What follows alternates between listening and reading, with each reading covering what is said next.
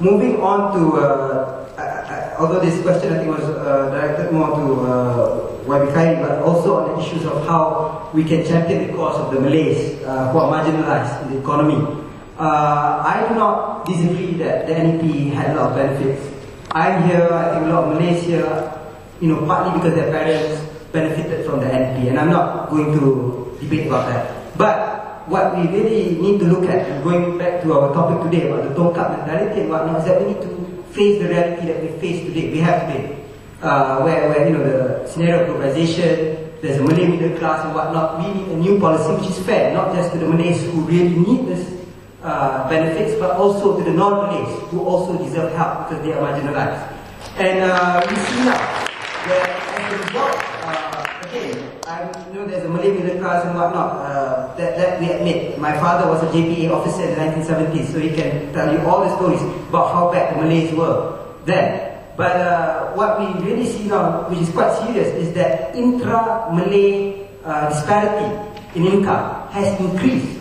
Before the 1970s until today, it has worsened, where the gap between rich Malays and poor Malays have risen. And partly, it's a result where the policies do not discriminate, because the policies simply say if you're Malay, you get help, but they do not see whether you're Malay who lives in Taman Tun or Malay who lives in Rembau. So this is something which needs to be addressed. And that's why, for example, in keadilan, and I think that this is something bold, where we have gone all out to say that we need to revamp the new economic policy with a Malaysian economic agenda, which goes to help all those who need help. And because the most who make up the poor are the Malays, then automatically the Malays will continue to benefit from such a system. And just before I end, in Penang, shortly after the DAP took over, there was a lot of noise from the Malay press, for example, rallying the cries of the Malays and whatnot, saying that DAP wants to marginalize the Malays and all that. I think there was a sort of a demonstration by the Malay Class F contractors to confront the Chief Minister, YB Lim on the matter. But when YB Lim went to the meeting and actually explained that he will, Class F contractors will continue to get the jobs for their class. But what will happen is that it will be rotated, so that it's not just the 1 and 2 politically linked Class F contractors who continue to benefit. Then the people, the crowd, they actually clap and like the whole idea, because now all of them can actually get a taste of the government expenditure and not just monopolized by the few. So I think that shows that I think we in Pakatan Rakyat, we're confident that the Malays will be better helped under a new system which help those who really need help. Thank you. Sorry, one very short question. Sorry. One very short. What car are you driving? Alright, that's it. Yeah. Sorry for all the other 5 questions. Since you didn't get a real question, can I get mine instead? All in questions. Yeah, okay. So this is really about the windfall taxes. So you mentioned earlier, YB KHAIRY. Oh, sorry, my name is Yaltran. I'm from the University of Pennsylvania.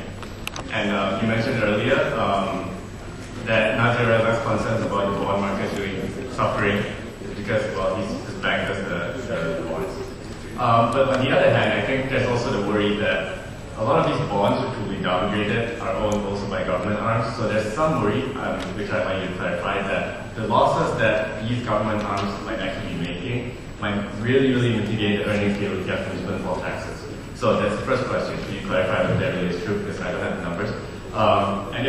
So this brings me to my second question, because if that's really true, then on one hand, they're not really getting much of the windfall taxes. Secondly, as YB TONY PUA so aptly put, to a certain extent, we all agree that windfall taxes have a very debilitating, jarring effect on the economy.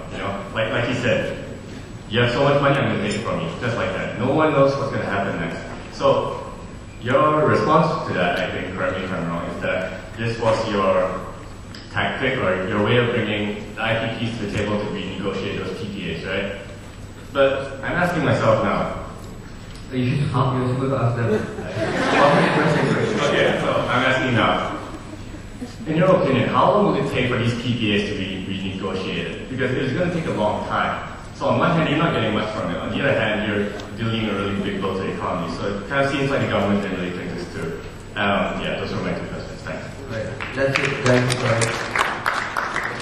more questions. Very close. No more questions. We are all. You switch off the mic and then really no way to get more questions. Really press the time. I'm really sorry.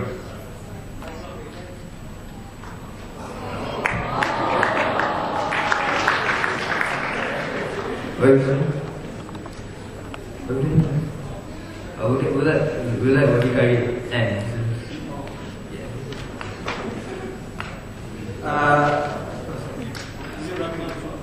Yeah. After actually going to give your closing remarks as well. Just a quick one. What kind of car am I driving? I'm driving a Volkswagen new vehicle that's 5, 6, 7 years old now. That's the car I drive. And on the windfall tax, I completely agree. And it's a bit odd that you see the government sees, hey, this sector is making a lot of money, let's implement windfall tax. So it becomes a culture in Malaysia where let's not make so much money such that the government will tax it. What car I drive now? I drive a Proton Wajah, and by virtue of being in the Selangor State Administration as a political secretary to the Menteri Besar, I get Proton Perdana. And although there has been suggestions to change the car, we are under strict instructions not to change the car as long as we can use them. And on the windfall tax, I think that it's a very complicated picture because of the negotiations involved and all that, and the uncertainties that will create.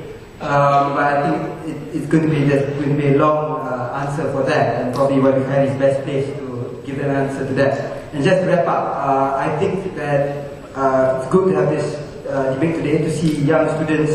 At my time, we didn't have this. The UKEC was a very small thing at my time, and it's good to see young Malaysians having the courage to listen to different opinions to get an idea about this issue. And I think that it's important that you all talk about this because we all have a stake, because this is about the country's future. Thank you.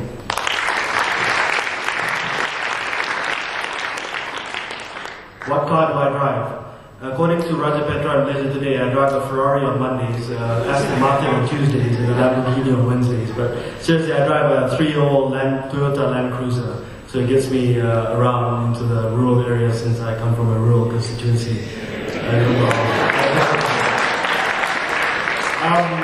It's diesel, by the way, so there's fuel economy there. The issue on windfall tax, very valid question, and actually a very good question.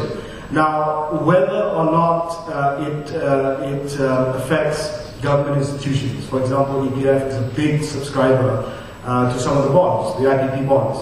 Now the question here is that for many of these government institutions, they're long-term investors, whether they're in bonds or equities, they're long-term investors. So they don't prevaricate just because this year the IPPs have to pay out windfall tax. It doesn't mean that they're going to get